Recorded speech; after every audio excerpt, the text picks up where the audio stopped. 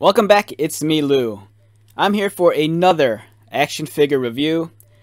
Okay, right off the bat, this is going to be strictly a mint on card review. So I am not going to be removing this action figure from the box. We're just going to review it as is while it's still in the package. Okay, so this video in particular, it's a follow-up to my review on the DC Multiverse Lex Luthor in the power suit that we got in the green armor from McFarlane Toys. So this video, we're going to be taking a look at this, and it's a follow-up video to this guy's review. So if you haven't watched it already, I highly suggest you check out the review on the McFarlane DC Multiverse Lex Luthor in his green power suit, which is this action figure. And the reason why I'm doing this video is because I forgot to include this action figure in the final comparison. If you watched some of my videos before, you'll know that I like to close out my videos by comparing, the featured action figure with, I like to take the featured action figure and compare it against, previous action figures from different lines or from different years. So in this case, when I reviewed the McFarlane figure, we got to take a look at the Total Heroes figure, which was here, the DC Classics Lex Luthor, and then the smaller Lex Luthor figure here. And my original intention was to include this figure in the final review of the McFarlane one, but I forgot to grab it, and the McFarlane video was running pretty long as it is. I think it was like over 20 minutes. So this is basically going to be a shorter video. We're just going to focus on this guy right here. So what is this action figure that I'm holding? Okay, so this figure was from DC Collectibles. So not only is it an officially licensed DC product, it is a DC actual product. So for the longest time, DC, they released their own line of action figures under, I think it was the DC Essentials banner. Then at some point in time, I think they switched over to DC Collectibles, because I mean, the name says it all. It's DC Collectibles. I don't know if DC Collectibles is still around, if they still produce stuff. But some years ago, they used to produce an entire line of different action figures covering different genres. This line in particular is known as the DC Comics Icons, right here. So basically the Icons was, they produced action figures of the more important heavy hitter characters, but in their very much more iconic forms. In this case, we're taking a look at Lex Luthor, and this is the DC Comics Icons Lex Luthor as he was portrayed in the event Forever Evil. So if some of you remember that far back, and that was a long time ago, DC ran a comic book event during the New 52. This was prior to Rebirth, and it was called Forever Evil. And Lex Luthor was a very pivotal character in that event. And correct me if I'm wrong, but I think that was the turning point where at the end of the event, I mean, this is going to be a spoiler, but if I remember correctly, I think by the time Forever Evil ended, Lex Luthor kind of turned over a new leaf, and I think he became a hero. I think. I'm not 100% sure. It was a while back. I might be confusing my stories, so correct me if I'm wrong. So if I remember correctly, at the end of Forever Evil, Dick Grayson, aka Nightwing, I think he was like, I can't remember correctly, but I think he was like rigged up to some device and he was gonna die or something. But then Lex Luthor intervened and he saved Nightwing, and I think by the time Forever Evil was over, I want to say Lex Luthor ended up joining the Justice League, I think. Unless I'm confusing that with another story. But there was a period of time when Lex Luthor was a member of the Justice League, and he was wearing the blue power suit, which essentially was a Superman outfit. It was a blue power suit with a Superman emblem, and he actually had the red cape of Superman. So for a while, he was kind of a good guy, and I really enjoyed that period of time. But that's if I remember the stories correctly. There's a chance I might be confusing it with another story, but for some reason, I want to say Forever Evil ended with Lex Luthor and ending up joining the Justice League. But if I'm wrong, just feel free to correct me in the comments below. It's been, I don't know, probably over a decade. So we're looking at the Lex Luthor DC Icons figure. And as you can tell, it's the figure is kind of like aimed to like the much more serious collector. It feels a little bit more premium. It definitely looks like a boutique item because the package design is very elegant, very graceful. A lot of use of white space in the package design. A lot more elegant fonts are used. A lighter font, a sans serif font. They are very clever, and they incorporate the Luthor logo in the Icons logo. A beautiful window. It frames the figure perfectly, and it gives you a clear view of all the accessories you're getting. You're getting Luthor with kind of like, I believe this is his shield hand. So like he develops like maybe a shield. I think this is like a kinetic shield to like deflect bullets or lasers or whatever. He has an additional, looks like a razor fist. I don't remember what this is. It's like a fist, but he's holding like a key or a staff. And then he has two open hands. On the side, I believe this might be figure 8 in the series. I think that's what this stands for. As we mentioned before, this is Lex Luthor from Forever Evil. And I believe this is French. Toujours mal. I think that's French. You can tell this is a much more sophisticated package. It's not like they try to like wow you with a bunch of like fancy graphics or bells and whistles. As you can see, the background's strictly white. He's placed in a plastic tray.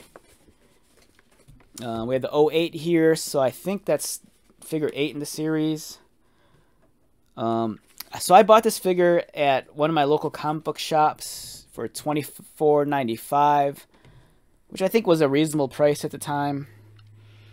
Because, I mean, you're comparing it to like a Marvel Legends, which is like, you know, back then they were like 19 bucks. And on the back, some additional figures in this wave. There was a Flash, Blue Beetle, Black Adam, and then Lex Luthor. And this figure was designed by comic book artist Ivan Reis. So if you're familiar with him, you might recognize some of his artwork from like, I want to say like Green Lantern. I think he had a run on either Superman or Action Comics. His artwork's really well done, very beautiful. I highly suggest you hunt him down on Instagram and follow him. He has some great stuff. They also give credit to the sculptor. This toy was sculpted by Joe Menna, and I always dig that when they give credit to the sculptors. So yeah, I bought this figure some years ago. It's kind of surprising that there's no copyright date.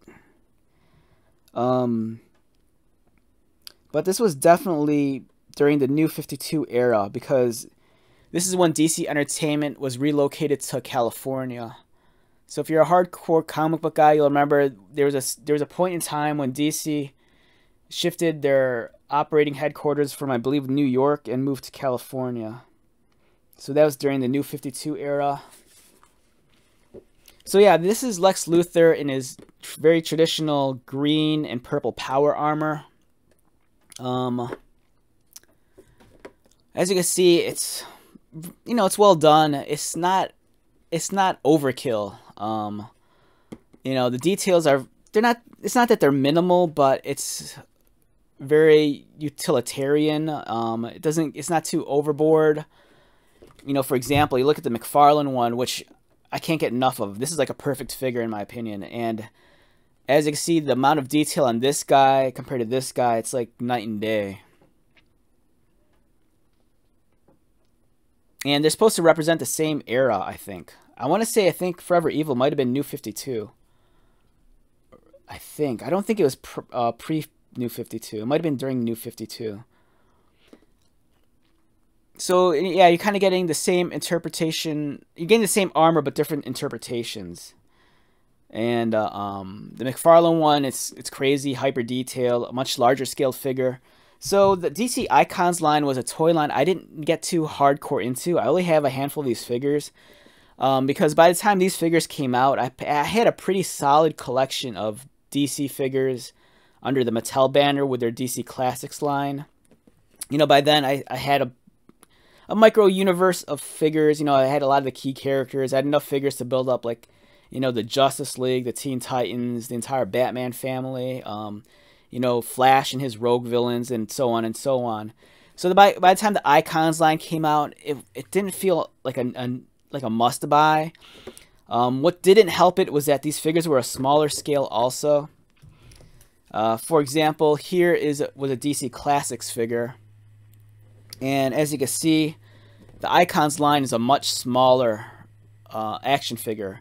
You know, even if you wanted to, you'd have a hard time trying to blend it in with this line because, you know, the Classics were like a 6-inch scale figure. These were like 5 to 5.5 inches, and, you know, since they were more realistically proportioned, they just felt a lot smaller. And they're, you know, to their credit, DC did make, these were quality figures. I remember when they first came out, I had a friend, Tony, and I was asking about him because he bought the Green Lantern one. And he had nothing but positive things to say about the action figures. He thought the Icons line was great. He loved the accessories, the posability, and their articulation. And they're just really well done. But for me, it's like they weren't a must-buy just because I felt that Mattel did a great job with the Classics. As you can see here, this guy has, you know, some of the standard articulation, ball-jointed head. His arms could rotate this way. They could go out, I believe. Double-pinned elbows. He has an ab crunch. I'm not sure if he has a waist articulation, but that might be because I believe this figure was articulated at the chest, so he could rotate at the chest. So yeah, I mean, this figure, it felt, not that it was dated, but it felt a little behind the times. Because even with the Mattel stuff, that, you know, you're getting a larger figure, you're getting a much more detailed figure.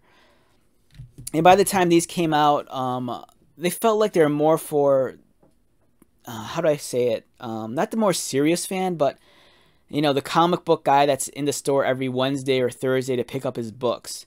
You know, he might not be necessarily a guy that's all on board with action figures in general. He might not be a guy that goes hunting at Toys R Us or Targets. He might be just the guy that he gets off of work on like a Wednesday night, and then he immediately heads to the comic book shop on a Wednesday to pick up his books and participate in some talking shop, you know, with the owners of the shop and other readers. And, you know, he might just see this being featured in like Diamond previews, and he pre-orders it. So I always felt that this was this kind of action figure. It was aimed at more so the comic book collector who frequents the, you know, the direct market stores versus, you know, the guy that hunts down for toys at Target. So if for some reason this felt different, it, you know, there's something to be said about the package design also. It's much more elegant, it's a lot cleaner. It doesn't feel like, or capture that same kind of package design of something you'd find at like normal retail, if that makes any sense, because it feels like much more of a collectible item, hence, you know, DC Collectibles. But with that being said, you know, this is a nice action figure. I can't rate it numerically just because I haven't taken out the package, and at this point in time, I've had the figure this long. I'm not going to remove it from the package now. You know, I have a very limited display space as it is, and I only have a handful of these figures. I just have this, I think 1 or 2 Harley Quinn figures, and Deathstroke. Like I said, I didn't feel it was necessary to buy this line. The reason why I have this figure is because I'm a big mark for Lex Luthor, and you know, I love him in the power suit, so anytime there's a new power suit figure, I just had to have him, which was the case with this guy. So do you need this guy for your collection? If you're a fan of Lex Luthor and you like collecting Lex Luthor memorabilia and collectibles, sure, it's worth buying. But if you're into the modern game and you're happy with the McFarlane stuff, I don't think it's worth hunting down and purchasing, especially if the secondary market price is a little high. But, you know, if you find this figure to be attractive and something you'd want to display on your shelf, by all means get it. It looks like a nice premium collectible. But at the same time, like I said, you know, once you take this out of the box, it's a smaller scale. So it's not going to fit well with some of these other figures, which are much larger. Yeah, so let's wrap this video up. Once again, my name is Lou. Thank you so much for checking out this video. I apologize if you were looking for a much more detailed review. As I've stated earlier, this is a much older figure. So chances are you could probably jump onto YouTube and find a review from another content creator, and I'm sure they'll go over all the articulation and accessories and whatnot. But for me, this guy is going to remain mint on card probably for the rest of his life. I apologize, Lex. You'll never see the light of day. It's like in that Toy Story 2 movie. But it's a great figure nonetheless, so I you know, if you want to get it, hunt them down. So thank you so much for checking out this video. If you're new to my channel, welcome. If you're a returning subscriber or viewer, thank you so much for your continued likes, comments, and support. I greatly appreciate it. So until the next video, be safe, take care of yourself, most importantly, be happy, and buy lots of toys. Alright, I'll talk to you later. Later.